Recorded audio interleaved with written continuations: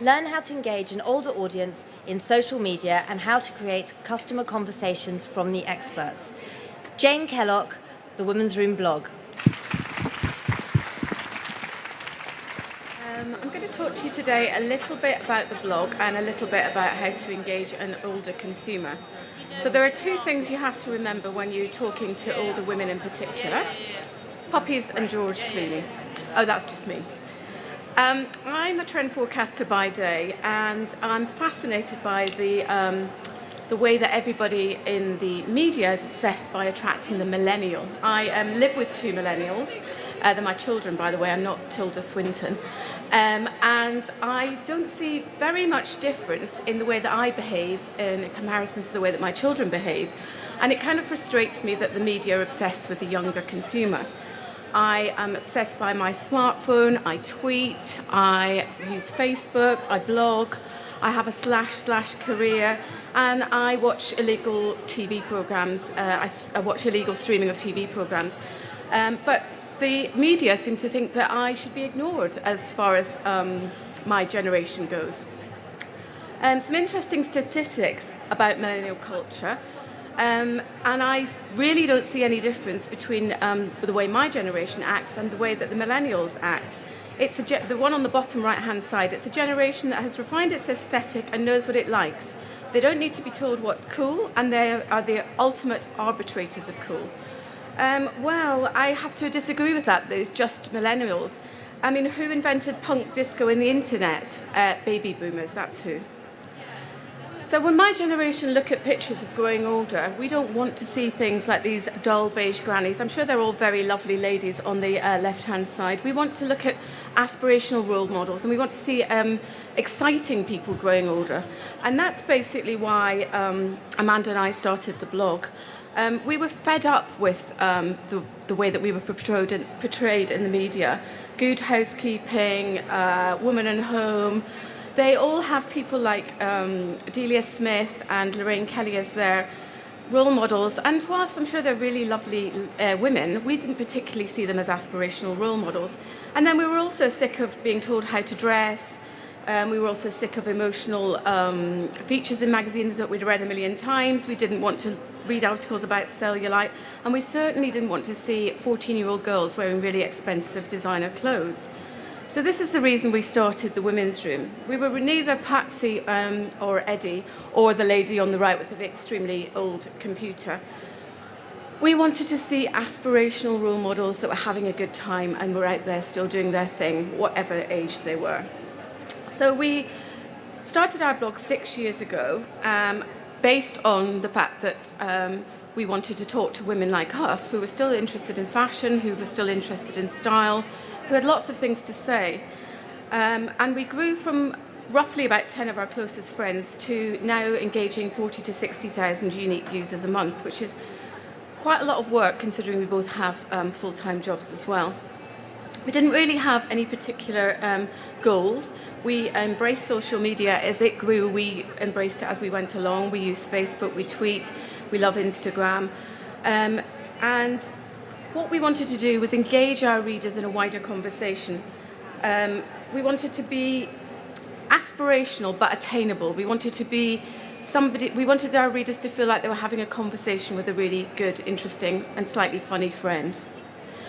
We started to do street style, so we took pictures of older women out and about. We, apart from the sartorialist and advanced style, there wasn't really anybody doing this, and these go down really well, these images. We go to Fashion Week, when we travel, we take pictures of interesting looking older women who are still stylish and still interested in fashion. We also talk about fashion in a slightly funny, ironic way because we've been there and bought the T-shirt and we realise that actually fashion, whilst it's fun, it's not to be taken too seriously. And can you wear ankle socks when you're over 40? Of course you damn well can. There's no rules as far as we're concerned. It's about feeling good about yourself and embracing the idea of getting older in a really positive way. We also talk about brands quite a lot as well, and Marks & Spencer's was one of our favourite brands. I'll go on to them a little bit later on. We look at lifestyle, so we cover shops that we like, we cover makers, individual makers, we look at books, we look at cooking, we attend events. We were lucky enough to be asked to attend an event called Silver Action at the Tate Modern last year, where women over 60 who were activists in their previous lives were talking about what it meant to be an activist, and we live tweeted from that event. It was amazing. We look at things like, I live in Hackney, so I've done a grown-up guide to Dalston, because Dalston's not just for 19-year-olds, it's for everybody. And we look at positive style icons and people that we think are aspirational, who are not just 25.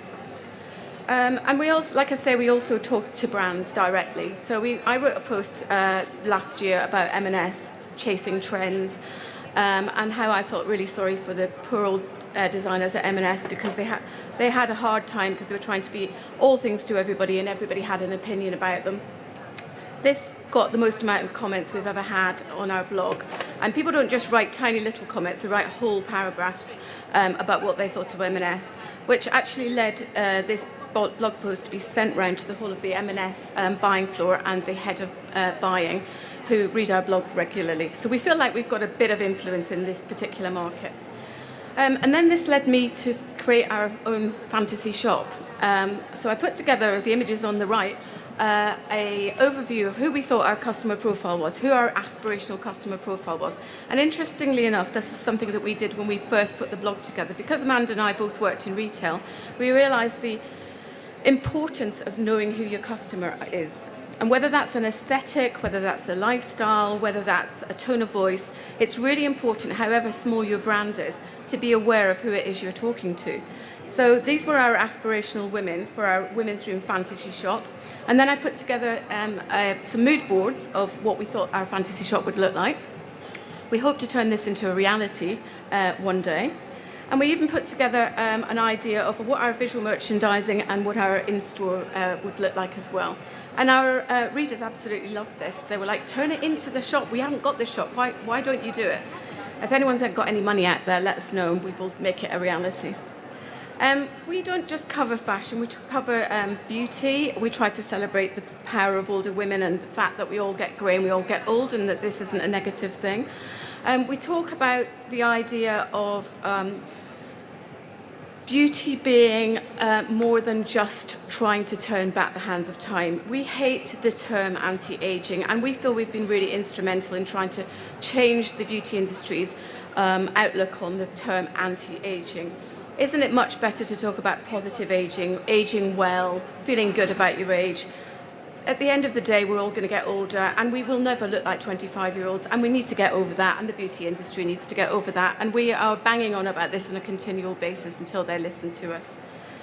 I did a blog post also on some of the terminology that the beauty industry uses in time around aging, and how ridiculous that some of this is. And we've highlighted this and got, again, many comments from people agreeing that these kind of comments didn't really help our cause. Turn back the clock with face care. We all know that's not going to happen. We also talk about being parents. We talk about parenting teenagers and the challenges that comes with that. There are very many websites and blogs out there for parents of young children, but as one ages and one's children gets older, it's quite a tricky subject to talk about, and nobody really talks about it. In the same way that nobody really talks about the menopause, it's like a dirty word. So we have been instrumental in getting the message out there that we can age positively and have a positive menopause. It's a bit like exclaiming you're a hot, sweaty mess as soon as you say the word menopause, but hey-ho. Again, people need to get over it. We've also talked about dating as one gets older on a blog. We had a guest blogger who wrote about being single and dating as one gets older. Annoyingly, she's now got herself a boyfriend, so that's not happening anymore. And then last year we decided we would do our first ever Women's Room event. So we hosted a salon at the Ace Hotel in Shoreditch, and we invited some of our favourite speakers. We had Jane Shepherdson, the head of CEO of Whistles.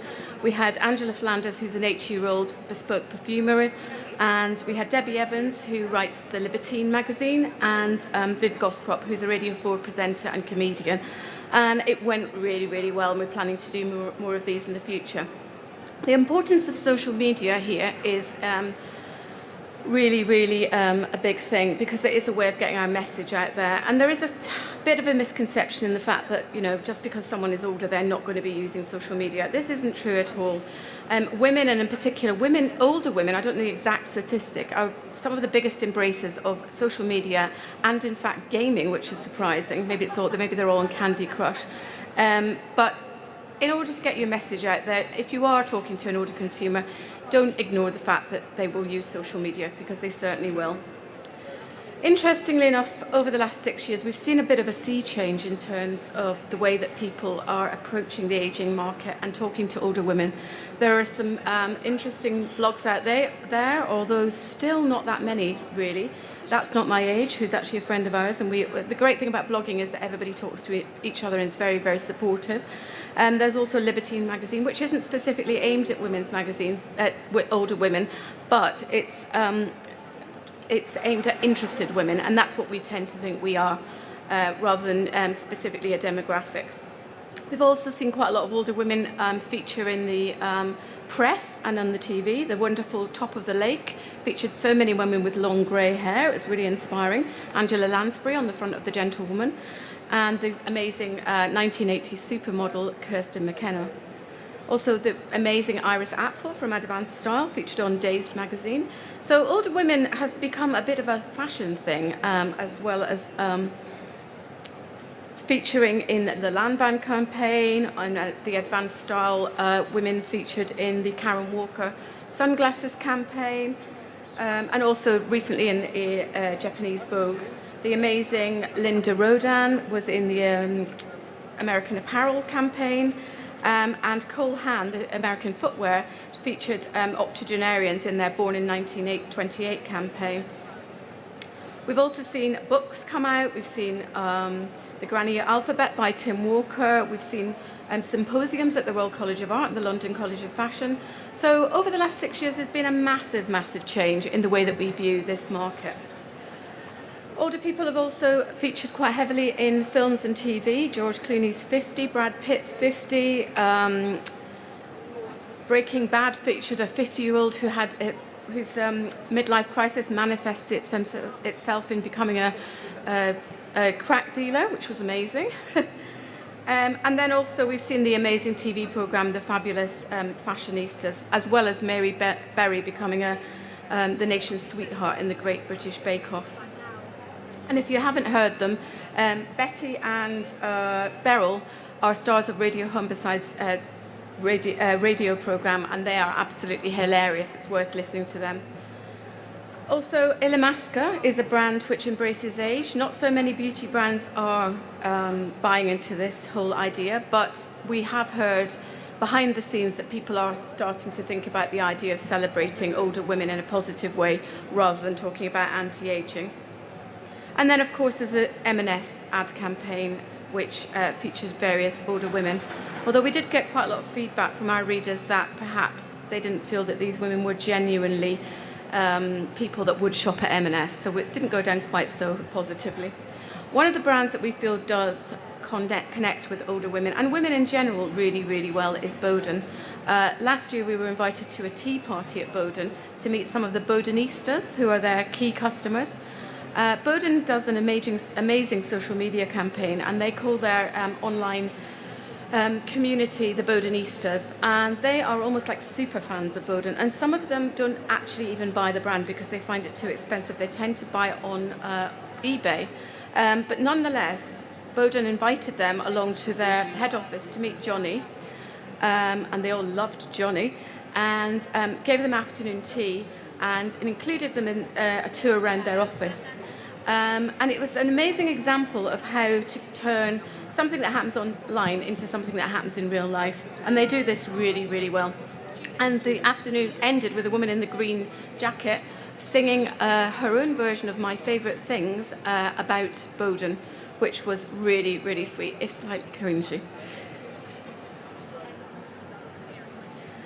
So we feel that there are so many different opportunities for older people, and we particularly focus on fashion and style and lifestyle, but there are so many different areas where older people are being ignored, and it's really, really important to cover these areas. The whole living as we get older, the whole healthcare, hobbies, different opportunities for older people. There are so many out there that people aren't tapping into, and we feel it's a real shame and a massive, massive market opportunity. So some messages for people that are trying to attract this market, or in general just trying to talk to this market. As age becomes less of a burden, it creates opportunity across all markets. It's really, really important here to be authentic and honest. It's also important to be intelligent, because we've been around the block and bought the t-shirt, and we can see through a marketing campaign that isn't authentic and honest. It's important to embrace individuality, celebrate age, and find intelligent role models and icons that appeal to the older consumer. I wrote a blog post this morning about the Specsavers advert and the Spotify advert, and how they tend to dumb down older people and ridicule them, and it's created quite a big stir on Twitter today. It'd be interesting, take a look at it on the blog today and see what you think, because inspiring role models are intelligent role models. We don't want to be dumbed down, and we don't want to be laughed at as we get older, because as I say, it's going to happen to us all. It's important also to review preconceived ideas around ageing and redefine products and marketing strategies to engage older consumers. It's also important, as I said before, to engage online, talk to niche groups, to encourage peer-to-peer recommendation and online conversation. In the same way that young people talk to each other and recommend things online, so do older people too. Don't target old people. Baby boomers want appropriate, useful, beautiful products which tune into their design for excellent quality and good design, again, in the same way that younger people do. And finally, don't call us ladies. Thank you.